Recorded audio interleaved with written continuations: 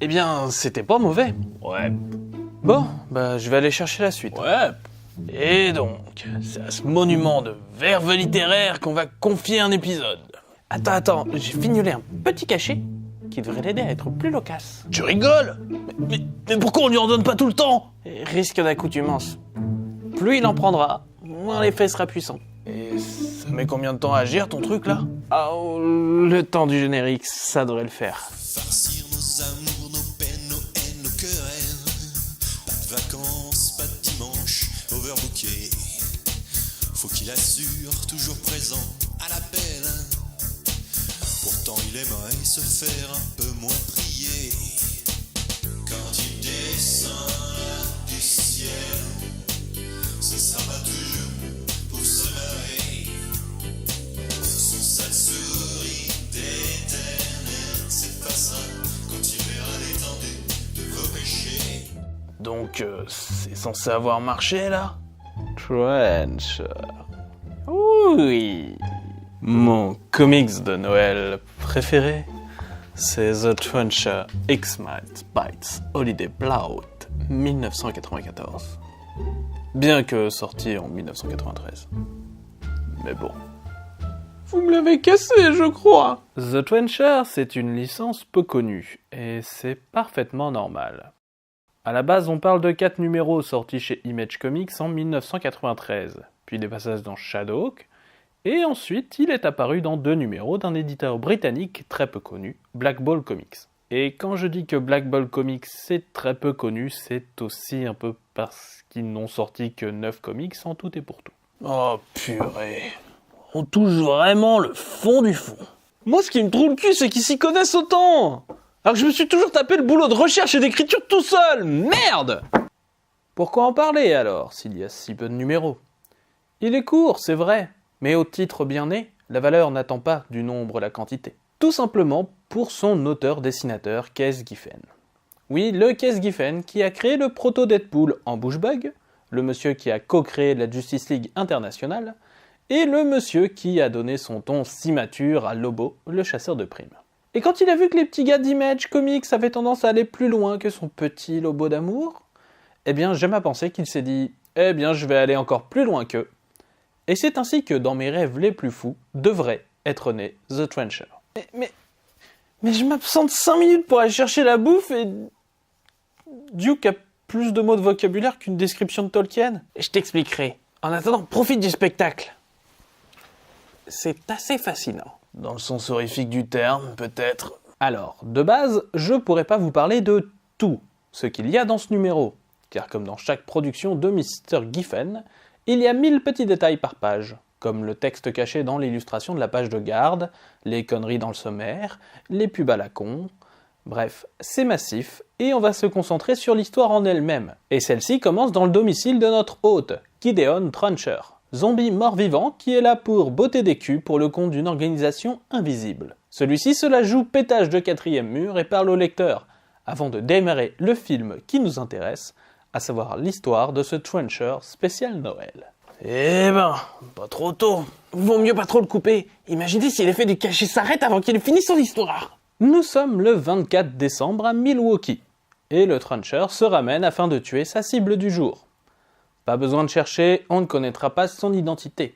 Juste qu'il s'agit d'un faux Père Noël travaillant dans un supermarché, et que le Trencher n'aime pas vraiment les fêtes. De quoi?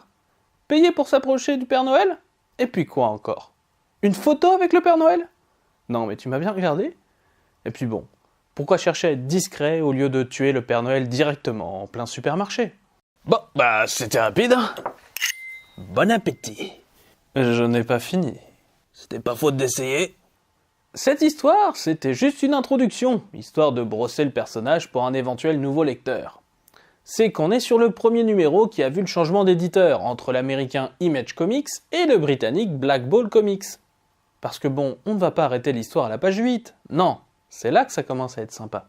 Forcément, tuer un mec déguisé en Père Noël dans un supermarché le 24 décembre, c'est pas l'idée du siècle, et les forces de police recherchent notre perso, obligé de faire profil bas. Ou ce qui ressemble à cela, car il semble en être incapable, comme peut en témoigner ce pauvre Père Noël caritatif qui n'avait rien demandé d'autre qu'un peu de bonne volonté. C'est un peu vide pour le moment, non ? Oh, le scénario arrive. Ne t'en fais pas. Tout d'abord, une sans-abri se fait attaquer par une ombre chelou, demandant si elle a mangé des haricots ou bien Tex-Mex. Et après cette page très bizarre, on suit un duo de flics à la Sam & Twitch, qui découvre à la morgue que l'on a affaire à un être qui aspire l'intégralité des gaz contenus dans le corps humain. Une sorte de vampire qui s'attaquerait au P. Autant vous dire que les policiers sont plutôt confus. Je te rassure, il n'y a pas que. J'arrive même pas à envisager qu'un comics pareil puisse exister. Je sais pas. Pour une parodie des débuts d'Image, c'est plutôt pas mal, moi je trouve. Et pendant que le Trencher se réfugie dans un nouveau restaurant appelé le Baked Beans and Babes, le duo de flics décide d'aller voir un proctologue qui, au par hasard, ressemble foutrement à l'agresseur. Mais ça, y a que le lecteur qui est au courant. Puis, notre lecture est interrompue par une lettre de l'éditeur, qui nous explique que ce genre de duo de détectives est déjà beaucoup trop utilisé en ce moment, et que ce serait bien de trouver quelque chose pour les distinguer. Ce seront donc désormais des femmes détectives, pas la plus originale des idées, mais qui devrait alléger le feeling de déjà-vu. Et aussitôt dit, aussitôt fait. Et si vous croyez qu'on va s'arrêter là de briser le 4e mur, déjà largement amoché, eh bien non, puisque le proctologue nous présente un flashback sur son origin story, sur une page très Marvel de la Belle Époque, avec juste le personnage de Glory qui vient faire un caméo dans le rôle très envié du... Écoutez, il n'y a pas de façon classe de dire ça, il s'est pris un missile dans le fion. Je retiens ça peut être pas mal pour le taf ça. Et donc, il se passe quoi ensuite ? Il se trouve que le proctologue en question fut appelé pour s'occuper de son cas. Mais que... il s'est pris les gaz du super-héros après coup, et qu'après plusieurs jours d'hospitalisation, il s'est peu à peu transformé en une créature qui aspire le gaz de ses victimes. Amis de la poésie, bonsoir. Non, vraiment bonsoir, car vous qui entrez ici, abandonnez tout espoir. Non, c'est plutôt cohérent avec ce que j'arrête pas de dire. Si vous recherchez les œuvres les plus bizarres produites par la psyché humaine, il n'y a pas que le Japon avec les animés et les mangas. Il y a les comics américains aussi. Je parie que je peux deviner la suite. Le proctologue va attaquer le nouveau restaurant qui vend des haricots. Parce que tout le monde sait que ça fait péter les haricots. Eh bien oui, notre protagoniste Trencher, que l'on a un peu oublié jusque-là, ne le remarque pas de suite car il était aux toilettes.